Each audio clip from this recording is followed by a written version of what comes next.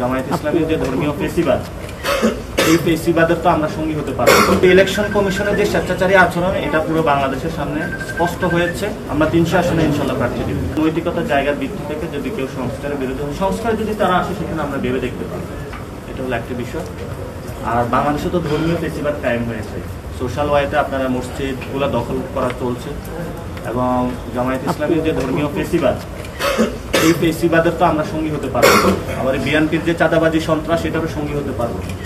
ফলত আমরা চাই দুইটি দলে আগামী পার্লামেন্টে আমরা সংসদ করি, সবাই থাকি, সেখানে সন্ত্রাস, চাঁদাবাজি, দুর্নীতি এগুলো না থাকুক, ধর্মীয় ফেসিবাদও না থাকুক। সুন্দর বাংলাদেশ আমরা প্রত্যাশা, সেই প্রসেস বা জায়গাটা নিয়ে আমরা কাজ করি। আমরা শাপলাগুলি নিব। আমরা এখন এখানে একটা বিষয় আপনাদের থাকতে পারে যে আমরা বলছি শাপলা, কিন্তু আমরা এখনো ব্যাখ্যা পাইনি। নির্বাচন কমিশনের যে স্বেচ্ছাচারী আচরণ, কিন্তু এখন কি তাহলে আমরা প্রতীক নিয়ে পড়ে থাকবো, আমরা ইলেকশন ফেজে ঢুকবো না? তো সেই জায়গা থেকে আমরা বৃহত্তর স্বার্থ চিন্তা করে এই ডিসিশনটা নিচ্ছি। কিন্তু ইলেকশন কমিশনের যে স্বেচ্ছাচারী আচরণ, এটা পুরো বাংলাদেশের সামনে স্পষ্ট হয়েছে। আমরা ইনশাল্লাহ শাপলাকুলি নিচ্ছি পুরো বাংলাদেশের।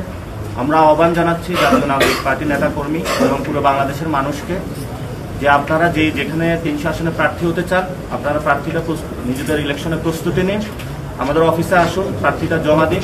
আমরা 300 আসনে ইনশাল্লাহ প্রার্থী দিব।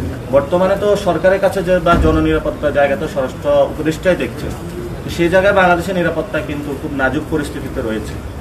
তো নিরাপত্তাটা ওনারা ডেভেলপমেন্ট করার চেষ্টা চালাচ্ছে, কিন্তু আমরা আশাবাদী যে আমরা একটা জায়গায় যাবো। এবং তবে যাই কিছু হোক না কেন, এর মধ্যে কিন্তু আমাদের ইলেকশনে যেতে হবে, ইলেকশনটা দ্রুত। কারণ এখানে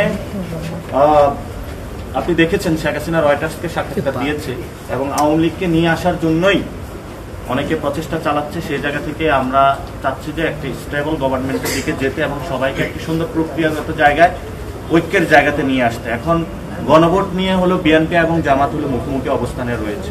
আমরা দুই দলের কাছে আহ্বান রাখবো যে আপনাদের এই ধরনের যুদ্ধ নির্বাচনকে ব্যাহত করবে, নির্বাচন পিছিয়ে যাওয়ার সম্ভাবনা রয়েছে।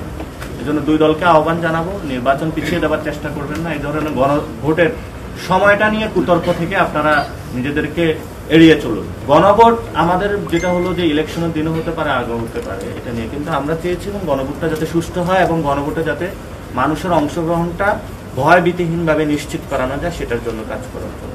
কারণ গণভোট আপনি আগে দিল যে উপকারিতা, গণভোট ওই ইলেকশনের দিন দিল একই উপকারিতা।